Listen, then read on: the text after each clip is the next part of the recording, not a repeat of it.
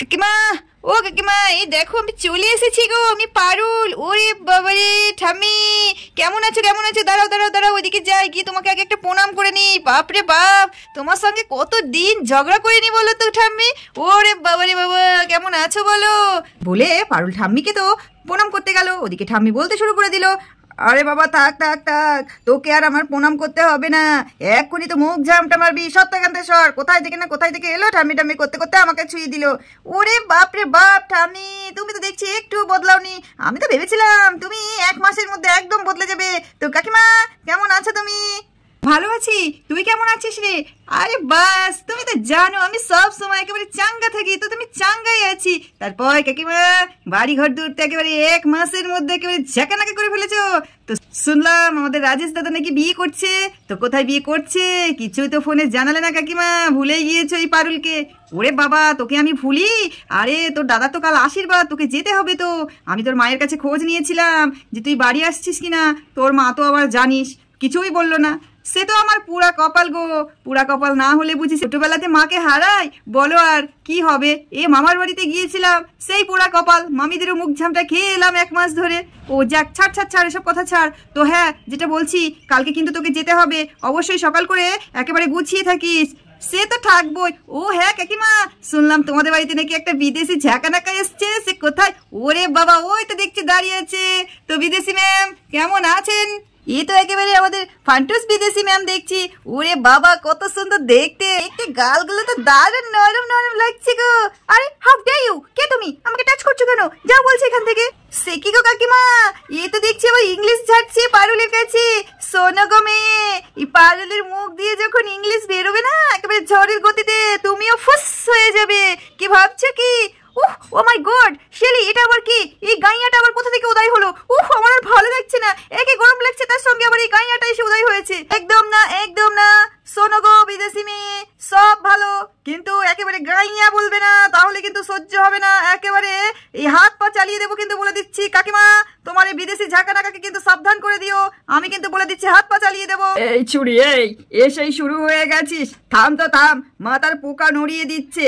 একে তো গরমে বাচ্চি না, আর অমনি চলে এসেছে, সারাক্ষণ মাথা খাবে। যা তো যা, এখন বাড়ি যা।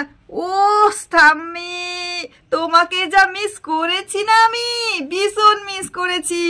এই তোমার সঙ্গে ঝগড়া না করলে তো আমার আবার পেটের ভাত হজম হয় না। তো কাকিমা, দেখেছো তো, কেউই সহ্য করতে পারছে না। একটু বাড়ির দিকে যাই, তাহলে দেখা হবে। তো কাকিমা, যার সঙ্গে দেখা করতে এসেছিলাম সে কি বাড়িতে এসছে? বুঝেছি তুই কার জন্য এসেছিলিস।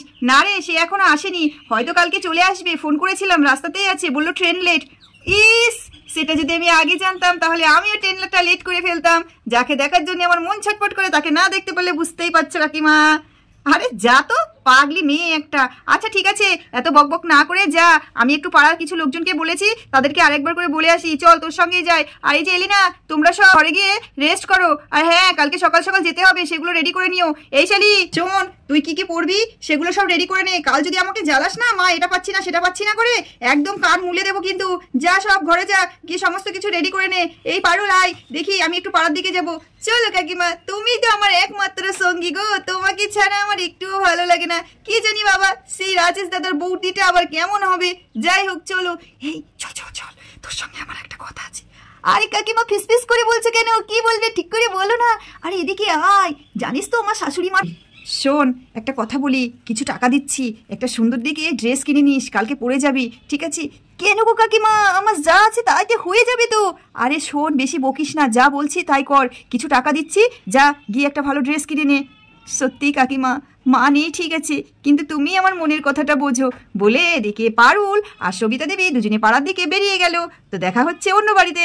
রিনা দেবী বাড়িতে বসে আছে, আর ওদিকে বাচ্চারা, মা ও মা এই দেখো না বলে বাড়িতে ঢুকে গেল। এদিকে মুন্নি, পুটি, শিরিন সব হাঁটতে হাঁটতে বাড়ি চলে আসলো। কিরে, তোরা চলে এসছিস? তো তোর দিদি কোথায় গেল? মধু এখনো ফিরলো না কেন? আর তোরা কার সঙ্গে এলি? মাধব আনতে গিয়েছিল তো তোদের? দিদি জামাইবাবুর সঙ্গে কথা বলছি, আর আমাদেরকে জামাইবাবু দিয়ে গেছে। ওই তো রাস্তার ধারে কথা বলছি, জামাইবাবু চলে যাবে সেই জন্যে। সে কি রে, তোদের জামাইবাবু এসছে, তোরা ডাকলি না? একা একাই চলে এসছিস? ও মা, কি পাগল মেয়েরা দেখো তো, কি কাণ্ড বলো দেখিনি, নতুন জামাই আর তোরা ডাকলি না, রাস্তায় দাঁড়িয়ে দাঁড়িয়ে কথা বলছে। সে মধুটারও কোনো বুদ্ধি নেই, সে আবার ডেকে নিয়ে আসবে কি কে জানে। আমি বাবা আগে ঘোমটাটা দিই। এদিকে মধু একা একা বাড়ি ঢুকলো। না মা, তোমার আর ঘোমটা দিতে হবে না, চিন্তাও করতে হবে না, ও আসবে না, অনেক দেরি হয়ে যাচ্ছে তো সেই জন্য তাড়াতাড়ি করে বাড়ি চলে গেল। তোরাও হয়েছিস আর কি, কেন ডাকতে পারলি না, অমনি একা একা চলে এলি না। আর এইভাবে না ডাকলে হয় বুঝি, কি বলবে বলতো? কিছুই মনে করবে না মা, আমি বলেছি। যাই হোক, আমার আর ভালো লাগছে না গরমে, আমি ফ্রেশ হতে ঘরে গেলাম। আর এই তোরা দুজনে বাড়ি চলে যা, বেশি রাত হয়ে যাবে। মা তুমি একটু ওদের সঙ্গে করে দিয়ে এসো কিন্তু, মনি আয়, ফ্রেশ হয়ে নিবি বলে মধু ঘরের মধ্যে চলে গেল। এদিকে রাজেশ বাইক নিয়ে বাড়িতে ঢুকলো। ও বাবা রাজেশ, তুইও তো চলে এসেছিস, আয় আয় আয়। সারাদিন কিছু খাওয়া নাই দাওয়া নাই, সেই কোথায় টোটো করে ঘুরে বেড়াচ্ছিস বলতো? না মা, আমার আর এখন খাওয়ার টাইম নেই। শোনো, তোমাকে যেটা বলছি তুমি সেটাই করো। কান্তা ঠাকুমার বাগানে প্যান্ডেল আলা এসছে, ওখানেই প্যান্ডেলটা হবে। এত ছোট জায়গার মধ্যে অনুষ্ঠান করা খুব সমস্যা হয়ে যাবে। ওখানে একেবারে রান্না বান্না, বসার জায়গা, সমস্ত কিছু ওখানেই করে দিতে বলেছি। ঠিক আছে বাবা, খুব ভালো করেছিস। আর তোর বাবা কোথায় গেল দেখলি?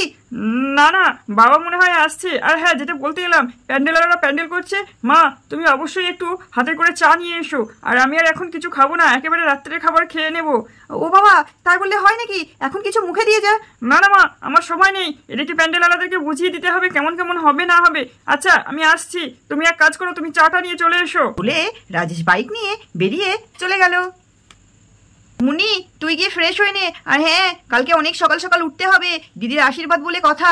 অনেক ছোটোখাটো কাজ আছে যেগুলো তোকে শুনতে হবে। এই দোকানে যাওয়া, এদিকে যাওয়া, ওদিকে যাওয়া, লোকজন ডাকা, এগুলো তো তোকেই করতে হবে। যা ফ্রেশ হয়ে শুয়ে নে। আর এই পুটি শিরিন, চল চল, তোদেরকে বাড়ি দিয়ে আসি। আর হাতে করে একটু চা করে নিয়ে যাই প্যান্ডেলওয়ালাদেরকে দিয়ে। তোদেরও তো উঠতে হবে, দিদির বিয়ে বলে কথা। হ্যাঁ, তোরা কিছু খেয়েছিস? না হলে একটু চা করছি, চা খেয়ে যা। এই মুন্নি, খেয়েছিস কিছু নাকি চা করে দেবো? কেন কাকিমা, জামাইবাবুটা খুব ভালো হয়েছে, মধু দিদির বরটা আমাদের অনেক কিছু খাইয়েছি। বাবা খেয়ে তো একেবারে পেট ভরে গেছে, রাত্রিরে আর কিচ্ছু খাওয়া লাগবে না। আর জানো সেই এলিনা দিদিটা, ওই দিদিটা খুব দুষ্টু। আরে পুটি, আমি বলেছি না বড়দের সম্বন্ধে ওরকম কথা একদম বলতে নেই, বলবি না। আর কি কি করলি, কি কি কিনলি বল। হ্যাঁ সেসব তো বলবোই। এসে বল বল, সে কি সুন্দর ঠান্ডা হাওয়া হচ্ছিল বল, আর কত বড় দোকান। তো বন্ধুরা, মধু দিদির আশীর্বাদের তোড়জোড় শুরু হয়ে গেছে। আমরা সুন্দর করে প্যান্ডেল করব, সুন্দর করে সাজুগুজু করব। এই সমস্ত রকমের ভিডিও অবশ্যই দেখতে হবে তো। আর হ্যাঁ, সবাই মিলে কিন্তু অনেক কমেন্ট করেছিলে মধু দিদির বিয়ে কবে হবে, মধু দিদির বিয়ে কবে হবে। ফাইনালি আমাদের মধু দিদির বিয়ের ভিডিও নিয়ে আমরা চলে আসছি। তো দেখতে হলে অবশ্যই টকিং ডলস চ্যানেলটিকে সাবস্ক্রাইব করতে হবে। আর সবার আগে ভিডিও পেতে পাশে থাকা বেল আইকনটি প্রেস করে দিতে হবে। পরবর্তী ভিডিও থেকে মধু দিদির আশীর্বাদের ভিডিও দেখানো হবে। তো সবাই ভালো থাকবে, সুস্থ থাকবে। দেখা হবে পরবর্তী ভিডিওতে। Tata, bye bye.